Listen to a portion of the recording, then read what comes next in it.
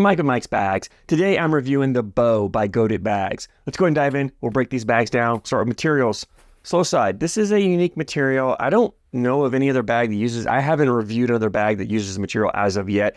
I'm hesitant to say that no one else does because there's so many bag companies out there, so many bags that I haven't seen or thrown. Very likely someone else is using this, but it's a new material to me. It's not a very popular material out there. Goated calls it a herringbone, but technically it's not a herringbone. And the herringbone refers to the pattern, not the material, but the pattern on there. This is not a herringbone pattern. It's a chevron pattern. Technicality, and not really trying to knock a Goated for that. I think, and I'm not positive on this. I've done some research. I'm not really 100% sure which material this is, but I believe from the way it plays, the way it feels, I'm pretty confident to say this is 100% polypropylene material. It's not a hybrid. It's not a polyester. It's 100% polypropylene, which is the same material that your quote-unquote carpet bags are made out of. It's the same material that the more traditional herringbone materials made out of. That's also 100% polypropylene. So that's what I think this is.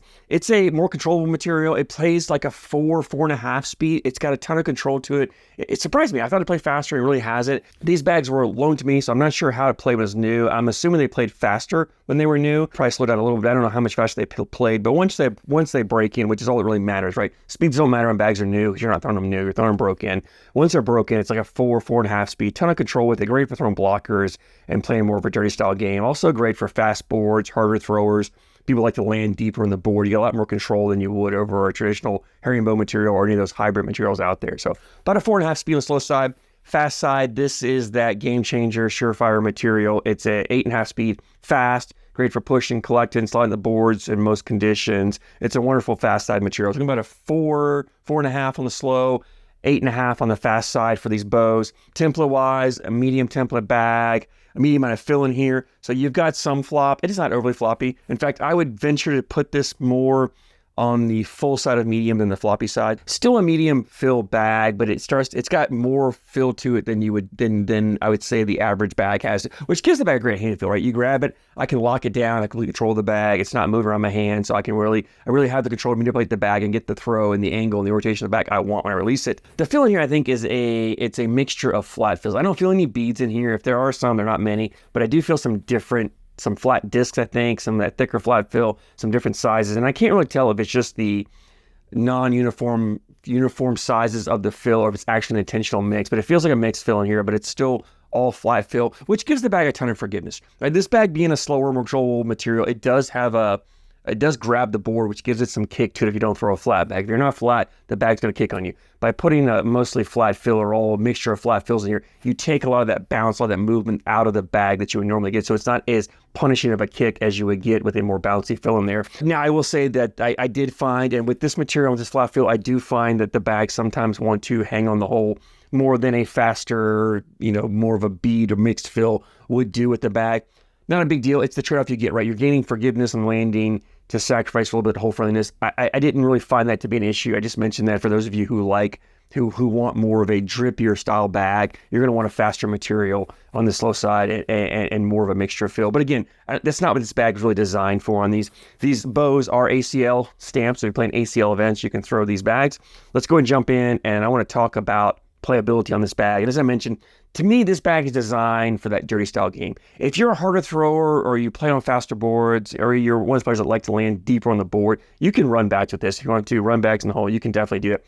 Not really the best bag for that, in my opinion. I think this is better suited for that dirty style game where you're throwing blockers up there. You're trying to create a lot of chaos and congestion, and then you want to clean it up at the end. These bags are great because of the control you have here. You can put a blocker wherever you want on the board. I really had control to put those level 1, level 2, level 3 blockers, place it, anywhere I needed to place it. I feel like I had that control with it. And because the bags are on that fuller side, collectability is no problem whatsoever. You can come down, you're just clipping a corner, and you can drag that bag and take it right up there, no problem whatsoever. The bags also have the ability for shot shaping, cuts, rolls, flops. I think they're great with that. Even though it doesn't have that bouncy feel to it, I had no problem throwing cuts to this bag. It's definitely a bag that you can roll because it's enough fullness here, enough fill in here, and it's got a sticky enough slow side. It'll grab, and that bag it will get up if you get the right orientation on it. So if you're above average to advanced in those skill levels, you can definitely do it. Maybe not the best bag to learn on, right? If you're trying to learn to throw to shot shape, you probably want more of an active, more of a bouncier feel. But it's not a bad bag to get if you're thinking about it. You kind of play a little bit of the occasional shot shaping, but you just want a control bag. You want a bag for blockers with. I think that's where this bow falls in. And except for blockers on this bag as well, you've got plenty of speed on this fast side to push through. So if you've got 1 or 2 or 3 bags up there, you can flip it over, go up and collect them all. And the bags have enough flop to them. I did not have a problem with the bags bunching up or clogging the hole. They have enough flop. They do fold up. They seem to, these two materials, pretty loose. Even for this slow side being a quote-unquote carpet material, it's not that thick. It's pretty pliable. It loosens up really well when it breaks in. So you don't get those bags that just kind of sit and bunch and clog up. They do a good job of kind of melting the hole if you get them up there and get them going in the hole there as well. And like I said, if bags do happen to hang, if you get a bag that wants to hang on the hole, it's not hard to throw another bag in and clip it and put it in. And because you have the ability for cuts, you can go across the board if you have to and grab that bag and just pull it back in for you. So no problem with collecting bags. Wonderful at dirty style game. Like I said, hard throwers, deep, laying deep on the board, faster boards, whatever like that. It does all that really well. So if you're looking for a traditional style carpet bag, but maybe you don't like that Pro Advantage carpet or that Viking carpet, you want something a little different, I would say give this a try. This definitely has a different feel. It has more of that softer hybrid material feel to it, but you get the playability of the traditional carpet bags, the control you get with those. So if you like to play the dirty style game or you're looking for a slower bag,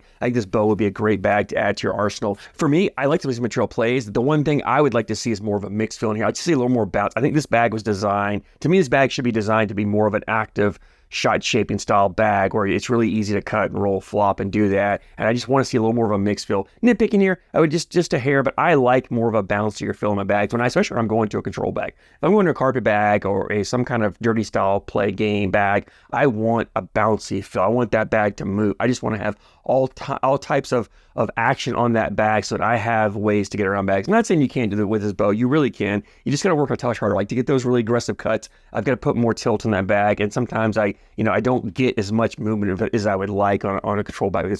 But again, nitpicking, still a wonderful bag. If it's something you're looking for, I definitely recommend checking it out. That leads me to availability, and Goated Bags has a website. It's goatedbagco.com. As always, put a link down in the description for you guys. The bags were $80 for a set. I think they do have a little bit of fluctuation prices. So some of the design, special releases, the prices fluctuate. For standard releases, it looks like about $80 for a set of bags from Goated Bags. It was free shipping. I don't know if they always have free shipping. I kind of looked at the website. It didn't really say that it was always free shipping, but the times that I've dealt with them and I was looking this bag up, the shipping is free. So $80 for a set of bags, especially ACL stamp bags. Incredible price, kind of that mid to lower price point for ACL stamp bags. So definitely worth checking out. It's not a huge investment, high quality bag. If it's something you're looking for, I recommend checking the bow out. If you've thrown them, love to hear your feedback. I'd love to hear your opinion, especially the slow side material. I'd be curious to know for those, especially those of you who throw the traditional carpet bags. I'd love to get your feedback on whether you like this chevron material better than you do a traditional carpet bag, or which type of material you prefer over this. So definitely drop your comments down below, share your feedback. I'm always excited to hear what you guys have to say, especially when I have bags that have new or unique materials on them. I thank you so much for your support, and I thank you for watching.